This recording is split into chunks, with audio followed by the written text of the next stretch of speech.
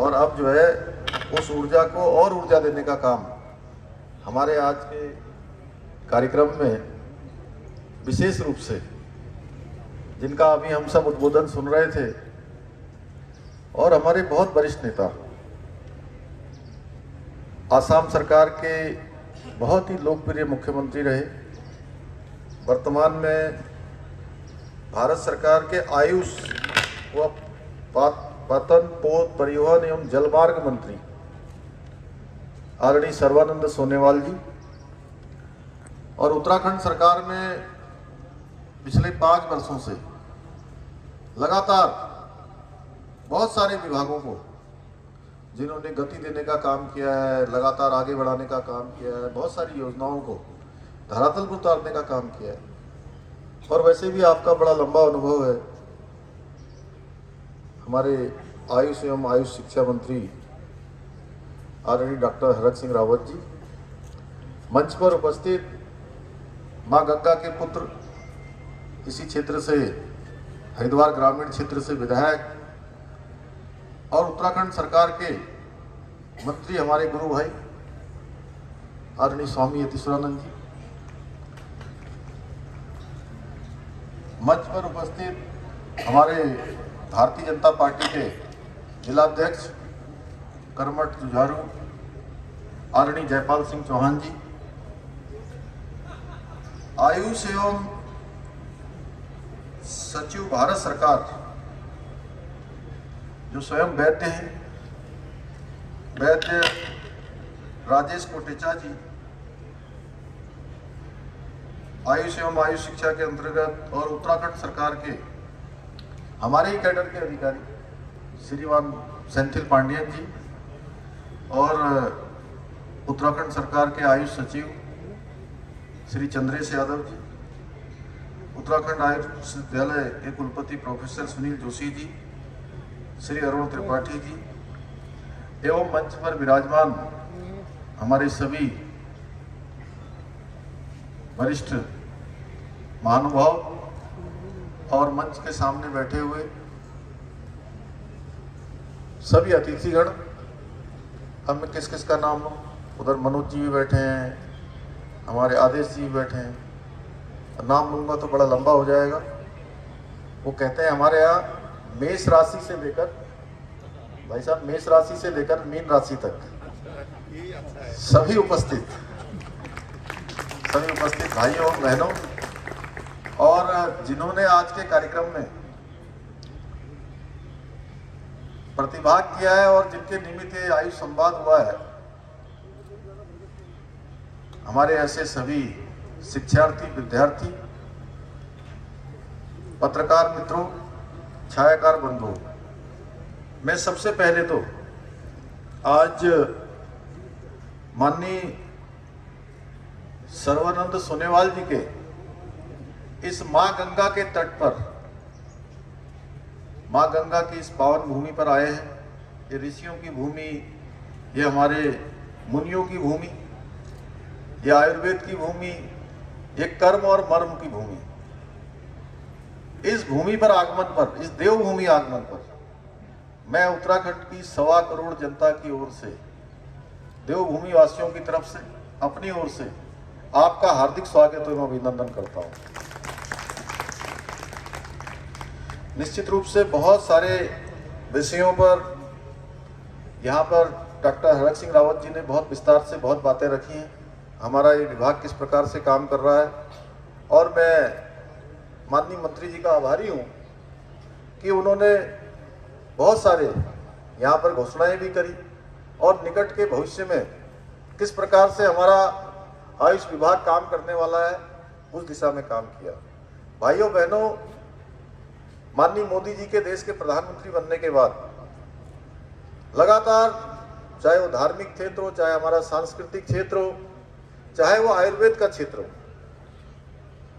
चाहे वो हमारा भारतीयता की पहचान हो, पूरे हिंदुस्तान का मान सम्मान और स्वाभिमान बढ़ाने का काम किसी ने किया है, मां भारती के पुत्र नरेंद्र भाई मोदी ने किया है। इसके बहुत सारे उदाहरण हैं। देखिए, आज पूरी दुनिया के अंदर योग दिवस मनाया जाता है। एक ये बहुत बड़ा उदाहरण है, पूरी दुनिया योग मना रही है। जैसा सर्वानंद सोनेवाल जी ने कहा कि योग को हम अपना लेंगे तो हमेशा हम निरोगी रहेंगे।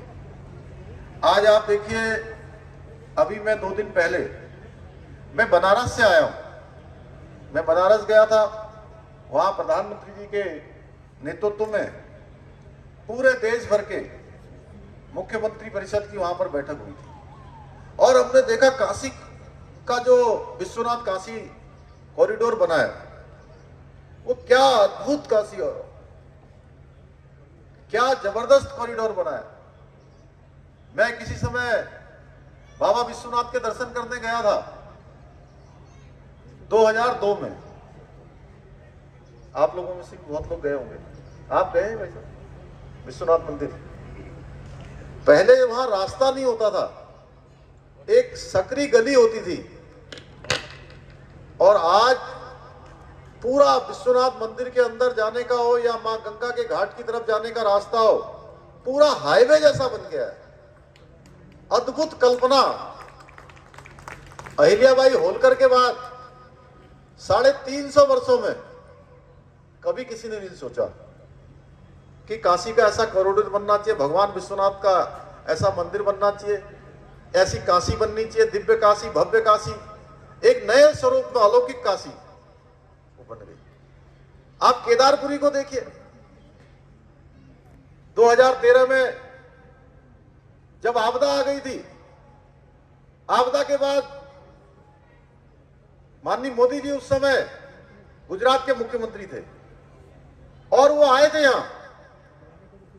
उन्होंने उसी समय प्रस्ताव किया था कि हम केदारपुरी का पुनर्निर्माण करवाना चाहते हैं, उसमें सहयोग करना चाहते हैं।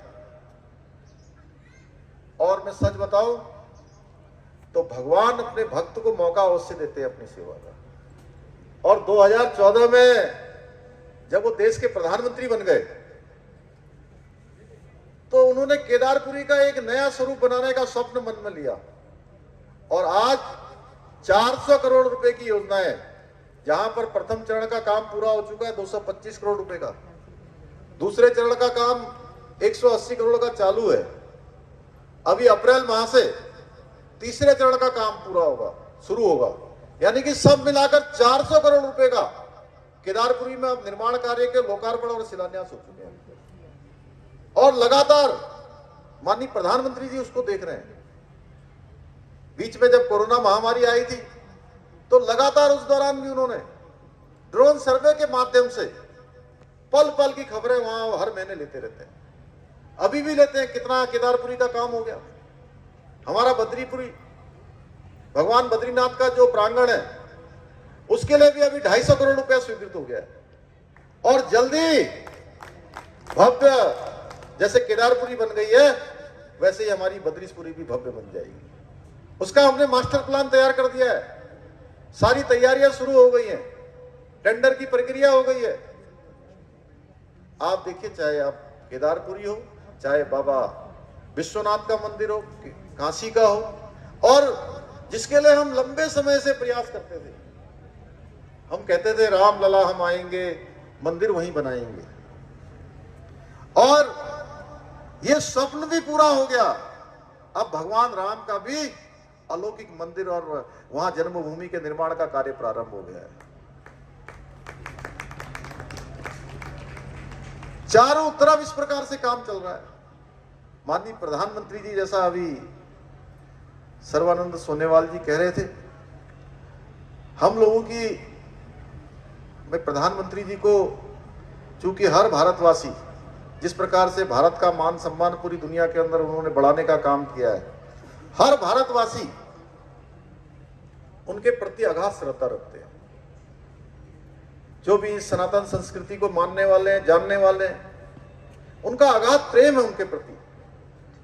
मैं एक कार्यकर्ता के रूप में था, वो हमारे देश के नेता थे, लेकिन मुख्य सेवक के रूप में मैंने जब उनकी कार्य पद्धति को नजदीक से देखा, और उस दिन तो मैं अचंभित रह गया कि 5 बजे से हमारी बैठक शुरू हुई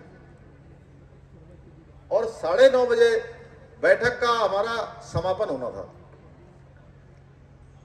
जिसमें 12 राज्यों के मुख्यमंत्री थे, 7 उप मुख्यमंत्री थे।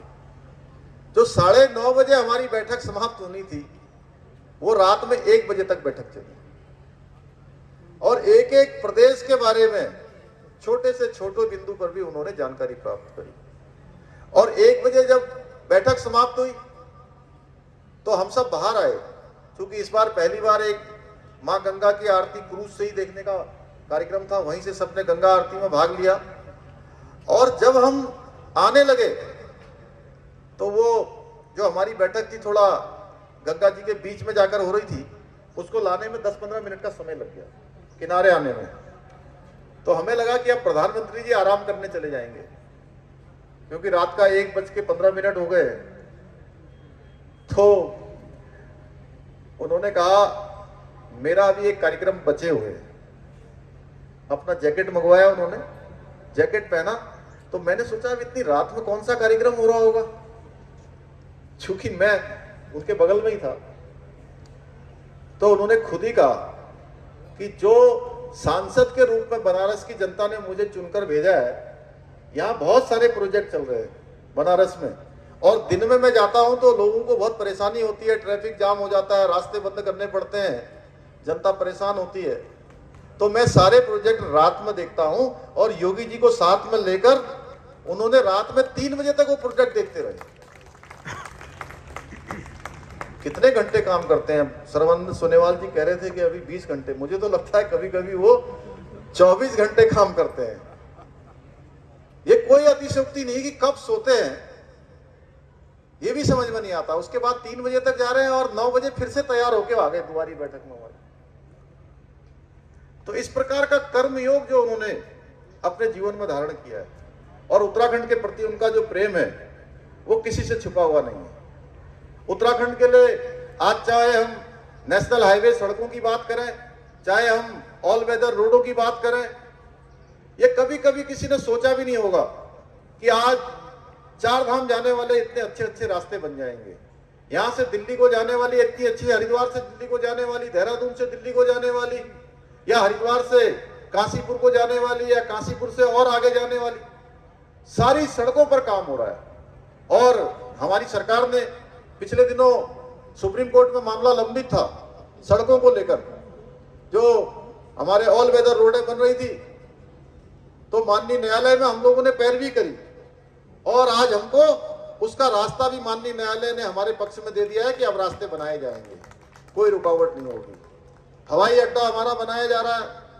माननीय प्रधानमंत्री जी का विजन है कि आने वाला जो दशक है ये उत्तराखंड का दशक होगा, और इस दशक को बनाने के लिए हम सब काम करेंगे, हम सब लोग संकल्प लेंगे, तभी उत्तराखंड का ये दशक होगा।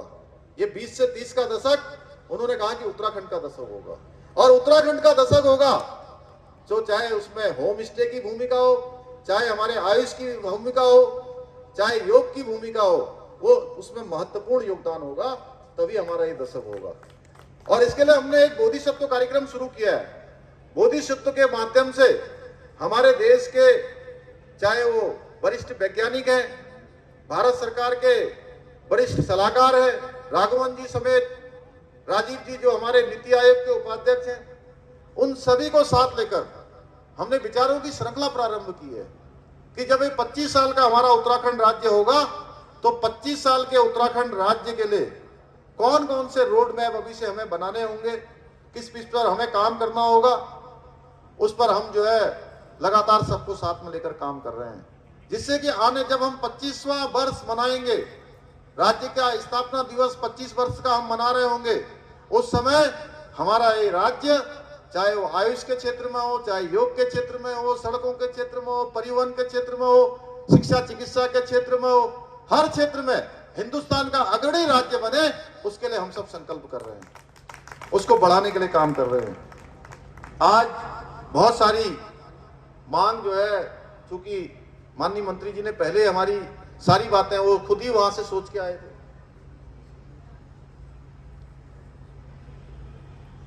कि बहुत सारी चीजें उन्होंने यहां पर कहा है। मैं उसके साथ साथ आपसे अनुरोध करना चाहता हूं कि भौगोलिक परिस्थितियां यहाँ की बड़ी वैसी है, क्योंकि ऊपर पहाड़ है, नीचे मैदान है, तराई है, भावर है, अलग अलग प्रकार की हैं। तो एक अखिल भारतीय आयुर्वेदिक संस्थान अथवा राष्ट्रीय आयुर्वेदिक संस्थान की यहाँ पर अगर स्थापना हो जाएगी तो निश्चित रूप से, क्योंकि आपने वैसे जो है एक यहाँ पर मर्म का सेंटर खोलने की यहाँ पर घोषणा की है, इसके साथ साथ यह भी अगर हो जाएगा तो निश्चित रूप से योग की भूमि है, संपूर्ण देश को दिशा देने वाली भूमि है, ये हिमालय है। यहाँ से सबको ऑक्सीजन से लेकर एक शुद्ध वातावरण देने का काम होता है। मैं आपसे अनुरोध करता हूँ कि आप ये सब करेंगे। इसके अलावा बहुत सारी बातें माननीय मंत्री जी ने स्वयं कह दी हैं, तो मैं ज़्यादा न कहते हुए, चूँकि आज बहुत सारे कार्यक्रम पहले से ही लगे हुए हैं, हम तो कह रहे थे माननीय मंत्री जी से कि आप यहाँ आए हैं तो यहाँ कम से कम 2-3 दिन रहिए। 2-3 दिन जब आप रहेंगे तो आपको स्वयं लगेगा कि जो आपने घोषणाएं करी हैं वो घोषणाएं तो बहुत अच्छी हैं, लेकिन आप इस स्थली को एक सेंटर के रूप में भी पूरे भारत के लिए काम करवा सकते हैं यहाँ से। और मंत्री जी इतने सहज हैं, सरल हैं, इनका इतना आत्मीय व्यवहार रहता है कि सच बता रहा हूं मैं, कभी ऐसा लगता नहीं है कि कोई इनसे पहली बार भी मिलेगा तो ऐसा लगेगा कि वो बरसों से जिनको जानता हो। और एक बड़े भाई के रूप में भी आपका मार्गदर्शन मुझे प्राप्त होता रहता है। पिछले दिनों हम दिल्ली भी मिले थे, तो इसने प्रसन्न चित्त भाव से आपने कहा कि जब भी आपका समय होगा तभी मैं आऊँगा। तो मैं आपका आभारी हूँ, आपने यहाँ पर समय दिया और हमारी इतनी सारी चीज़ों पर काम किया। मैं आपको विश्वास दिलाता हूँ कि जो भी आपकी राज्य सरकार से जो अपेक्षाएं होंगी और इन सब जो हमारे केंद्र बनेंगे, जो आयुर्वेद के क्षेत्र में, आयुष के क्षेत्र में जो भी काम होगा, उस क्षेत्र में हम संपूर्ण रूप से जो भी हमको यहाँ के लिए काम दिया जाएगा, हम उन कामों को पूरा करेंगे। पुनः मैं आपका एक बार इस धरती पर स्वागत एवं अभिनंदन करते हुए आपके साथ आए हुए सभी अधिकारी गणों का भी मैं अपनी तरफ से बहुत धन्यवाद करते हुए और सभी हमारे विद्यार्थियों को, शिक्षार्थियों को, सबको अपनी तरफ से बहुत शुभकामनाएं देते हुए अपनी वाणी को विराम देता हूं। बहुत बहुत धन्यवाद। जय हिंद, जय भारत, जय उत्तराखंड। बोले भारत माता की, भारत माता की, गंगा मैया की, गंगा मैया की। धन्यवाद।